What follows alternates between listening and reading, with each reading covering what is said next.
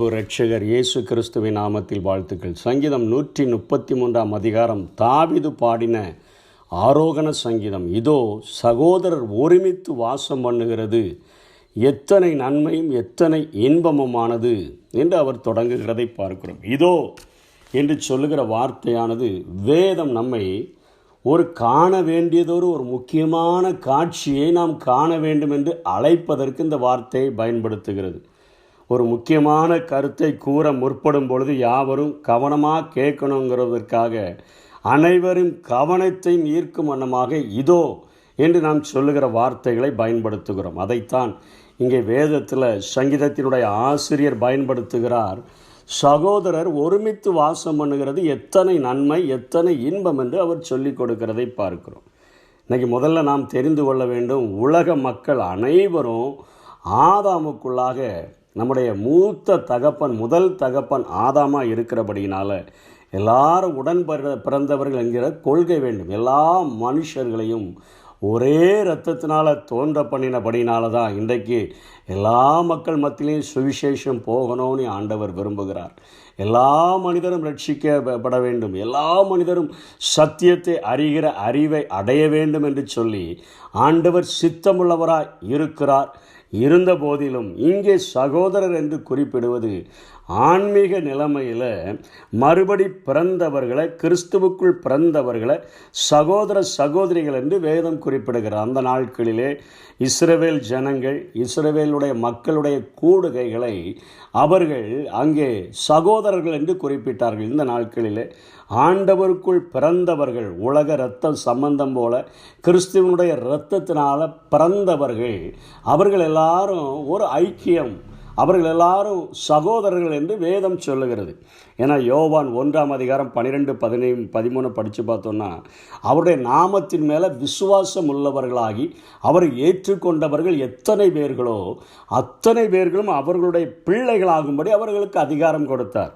அப்படி பிறந்தவர்கள் இரத்தத்தினாலேயோ மாம்ச சித்தத்தினாலேயோ புருஷனுடைய சித்தத்தினாலேயோ பிறவாமல் தேவனால் பிறந்தவர்கள். இன்றைக்கு உலகத்தில் பிறக்கிற மனிதர்கள் அது இரத்தங்கள் ஒன்று சேருகிறபடினாலே பிறக்கிறதை வேதம் இங்கே காட்டுகிறது. 2 மனிதர்கள், ஒரு கணவன் மனைவி, ஒரு ஆண் பெண் ஒன்று சேரும் பொழுது அங்கே குழந்தைகள் பிறக்கிறது. அவர்கள் எப்படி பிறக்கிறாங்க? இரத்தத்தினால் மாம்ச சித்தத்தினால் நமக்கு ஒரு பிள்ளை வேண்டும் என்கிற எண்ணம் உருவாகிறபடியினாலே புருஷனுடைய சித்தத்தினாலாவது தான் இந்த உலகத்தில் குழந்தைகள் பிறக்கிறார்கள். அவர்கள் 6 பேருடைய சுபாவம் உடையவர்களாக பிறக்கிறார்கள் என்று இன்றைக்கு உலகம் கண்டுபிடித்திருக்கிறது. தாய் தகப்பனுடைய சுபாவம், தாயினுடைய தகப்பன் தாயினுடைய சுபாவம், தகப்பனுடைய தாய் தகப்பனுடைய சுபாவங்களை உடைய ஒரு மிக்சராக அவர்கள் பிறக்கிறார்கள்.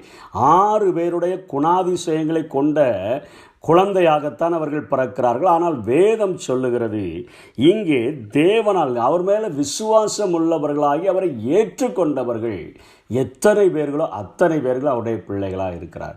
அப்படிப்பட்டவர்களைத்தான் வேதம் சொல்லுகிறது சகோதரர்கள் என்று சொல்லுகிறது. ஆண்டவர் கூட இந்த காரியத்தை சொல்லுகிறதற்கு வெட்கப்படவே இல்லை. மத்தேயு 12 அதிகாரம் 50 49, 50 சொல்கிறாரு, இதோ என் தாயும் என் சகோதரர்களும் இவர்களே. சீஷர்கள் எல்லாரும் வந்து சொல்கிறாங்க, உங்கள் அம்மாவும் உங்கள் சகோதரர்கள்லாம் தேடுறாங்க. ஆண்டவர் சொல்கிறாரு, இதோ இங்கே ஒரு முக்கியமான காட்சியை காணணும். என் தாயும் சகோதரனும் சீஷர்களை பார்த்து கை காட்டிட்டு சொல்கிறாரு, பரலோகத்தில் இருக்கிற என் பிதாவின் சித்தத்தின்படி செய்கிறவனே அவன்தான் எனக்கு சகோதரனும் சகோதரின் தாயுமாய் இருக்கிறான் என்று சொல்லுகிறார்.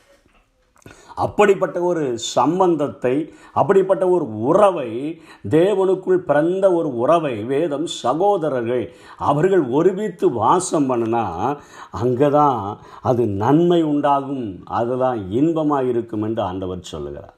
அது ஆரோனுடைய சிரசின் மேல் ஊற்றப்பட்டு அவனுடைய தாடிகளிலே வடிகிறதும் அவனுடைய அங்கிகளின் மேல் இறங்குகிறதுமான தைலம். அந்த நாட்களிலே ஒரு ஆசாரியனாக தேர்ந்தெடு கொள்ளப்பட்டவன். யாத்திராகமம் 30 அதிகாரம் 25 30 அவர்கள் தயாரிக்கிற அந்த நல்ல தைலத்தை ஆரோனின் மேலும் அவருடைய குமாரனின் மேலும் ஊற்றி அவர்களை ஆசாரியர்களாக அவர்களை ஏற்படுத்தினது போல இன்றைக்கு கிறிஸ்து நமக்காக மிகவும் அருமையான ஒரு பிரதான ஆசாரியராக அவர் ஏற்படுத்தப்பட்டிருக்கிறார். அவருக்குள்ளாக பிறந்தவர்கள், தேவனுக்குள்ளாக பிறந்தவர்கள் இயேசு கிறிஸ்துவினுடைய நாமத்தின் மேல் விசுவாசம் உள்ளவர்களாகி அந்த பிரதான ஆசாரியனாகிய ஆரோனை விட விசேஷித்த ஆசாரியத்துவத்தை பெற்ற அவர் மேலே விசுவாசம் உள்ளவர்களாக இருக்கும் பொழுது நம்ம மேலே ஆரோனுடைய சிரசின் மேல் ஊற்றப்பட்ட தைலமானது அவர் நம்மை ராஜாக்களும் ஆசாரியர்களுமாய் மாற்றி இருக்கிறபடினால நம்ம மேலேயும் அந்த தைலங்கள் ஊற்றப்படுகிறது என்பதை இங்கே வேதம் காட்டுகிறது. அவர்கள் அன்றைக்கு ஊற்றப்பட்ட தைலமானது இன்றைக்கு நம்ம மேலே ஒரு அபிஷேகமாக பரிசுத்த ஆவியானவருடைய நிறைவாக நம்ம மேலே இறங்கி வருகிறது என்று வேதம் சொல்லுகிறது. அது எப்படி இருக்குது பார்க்குறதுக்கு எர்மோன் மேலும் சியோன் பர்வதங்கள் மேலும் இறங்குகிற பனி, அங்கே தான் அதிகமான பனி இறங்கும். உயர்ந்த மலைகளாகிய அந்த எர்மோனின் மேலே வெண் சிறகுகள் போல அநேக பனித்துளிகள் இறங்குகிறது போல எங்கெல்லாம் இந்த அபிஷேகம் ஊற்றப்படுகிறதோ அங்கெல்லாம் ஆவியானவர் இறங்கி வந்து கிரியை செய்கிறவராய் இருக்கிறார். பரிசுத்த ஆவியினால் தேவ அன்பு அவர்களுடைய இருதயங்களை நிரப்பக்கூடியதாக இருக்கிறது என்று வேதம் சொல்லுகிறது. அந்த ஆவியானவர் இறங்கி வரும்போது மாத்திரம்தான் அங்கே கர்த்தர் என்றென்றைக்கும் ஆசீர்வாதத்தையும் ஜீவனையும் கட்டளையிடுகிறார். காரணம் என்ன? அங்கே தான் ஒரு உயிரூட்டம் இருக்கும், அங்கே தான் ஒரு வளர்ச்சி இருக்கும்.